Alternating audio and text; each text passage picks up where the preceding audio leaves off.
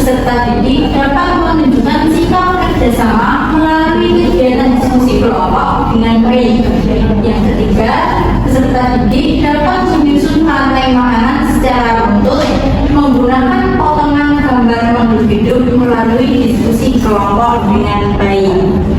Nah, anak-anak, karena hari ini kita akan belajar materi IPAS, jadi kita tepuk IPAS terlebih dahulu agar kita semua bersemangat. Ada yang tahu gimana cara tepuk IPAS? Tahu. Oke, di sini Ibu contohkan ya.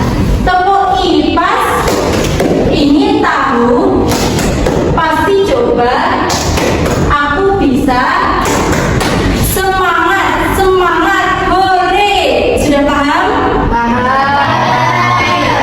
Kita tepuk IPAS dulu bersama-sama. 1, 2, 3. Tepuk IPAS.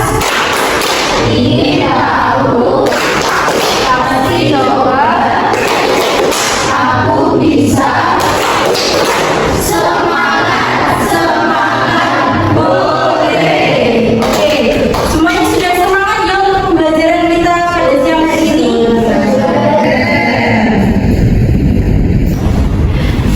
Nah, anak-anak, di sini Ibu memiliki sebuah video. Kalian coba amati terlebih dahulu ya. Iya, Bu. Population is exploding, and our crops are the price we pay.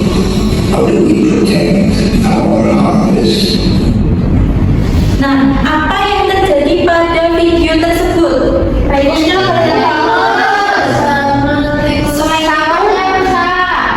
Nah, dari video tersebut ada permasalahan yang dapat kita rumuskan. Apa itu, anak-anak?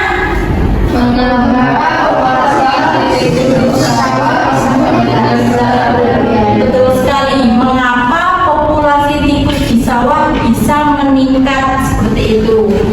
Nah, setelah ini Ibu akan membagi kalian menjadi 3 kelompok. Masing-masing kelompok nanti terdiri dari 3 sampai 4 orang. Di sini Ibu akan sekalian menentukan kelompoknya. Di sini kelompok 1, di sini kelompok 2, dan 4 orang ini kelompok 3. Nanti Ibu akan memberikan kalian lembar kerja yang harus dikerjakan secara berkelompok. Di sini Ibu akan membagikan dulu lembar kerjanya.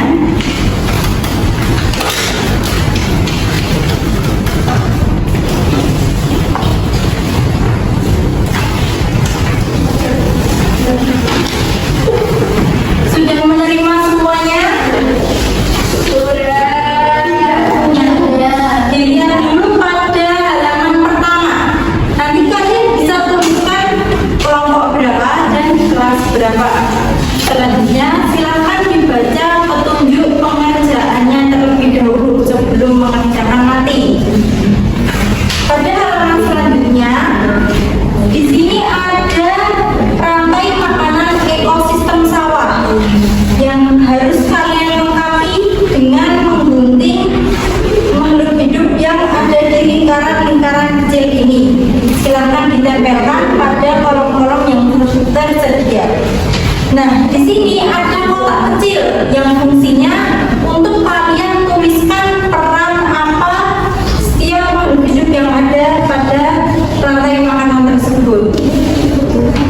Nah, pada halaman terakhir di sini ada pertanyaan-pertanyaan yang harus kalian jawab. Nah, pertanyaan itu akan menjawab rumusan masalah kita tadi. Apakah dapat dipahami, anak-anak? Oke. Untuk pengerjaan lembar kerja ini, Ibu akan memberikan bahan ajar yang mampu membantu kalian untuk mengerjakannya.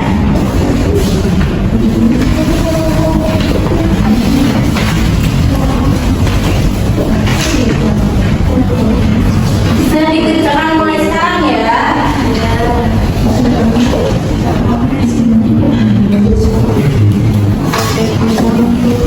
Kelompok 1 apa ada tulisan? Ya.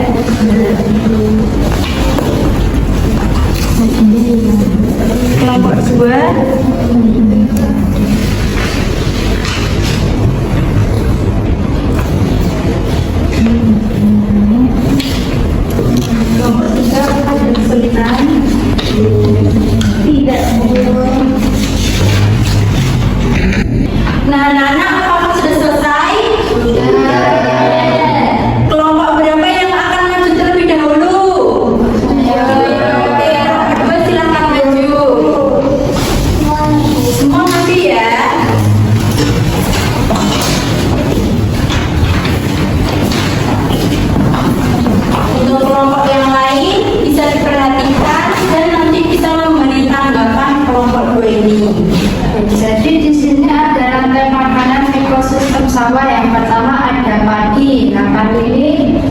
sebagai produsen, terus kemudian dimakan oleh tikus, tikus dimakan oleh ular, ular dimakan oleh elang, dan elang diurai dengan jamur.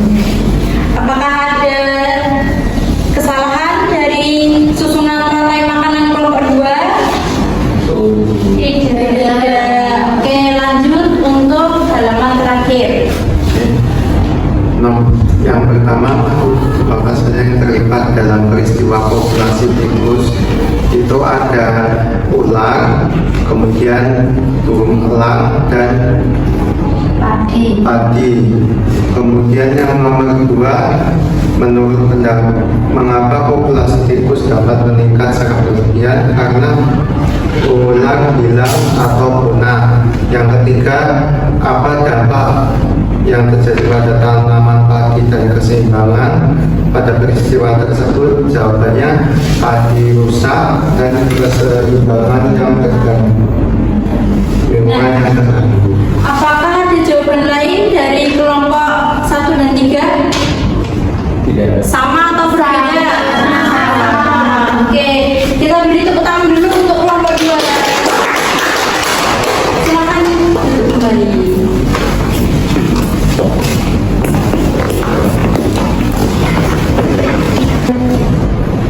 Nah, anak-anak, jawaban dari masing-masing kelompok tadi itu sudah cukup baik. Namun di sini Ibu perlu memberikan penguatan sedikit mengenai siapa itu produsen, konsumen, dan pengurai. Di sini produsen itu sebagai makhluk hidup tumbuhan yang mampu menghasilkan makanan sendiri melalui proses fotosintesis. Lalu yang kedua, konsumen itu makhluk hidup yang memakan tumbuhan atau makhluk hidup lain, hewan yang memakan konsumen satu. Selanjutnya untuk pengurai, itu menguraikan konsumen puncak seperti elang tadi yang sudah mati lalu diuraikan oleh jamur dan mikroba yang lainnya. Nah, anak-anak, dari pembelajaran kita kali ini, apakah ada yang dapat menyimpulkan? Saya dulu. Ya, silakan Mas Latif.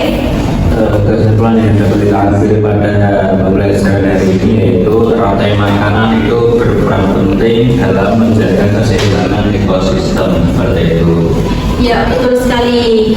Dan Ibu beri tambahan ya, mengganggu salah satu komponen dari rantai makanan itu dapat menyebabkan komponen lainnya itu tidak terkendali. Seperti tadi, jika ularnya punah akan menyebabkan peningkatan populasi pada tikus karena tidak ada yang memakan tikus.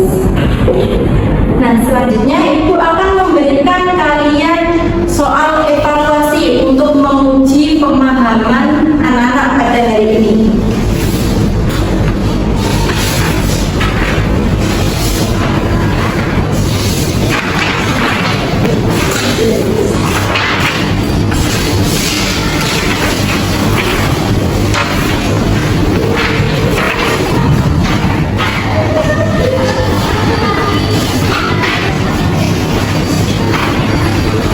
Silakan dikerjakan sendiri sendiri ya, tidak boleh saling membantu. Iya Bu.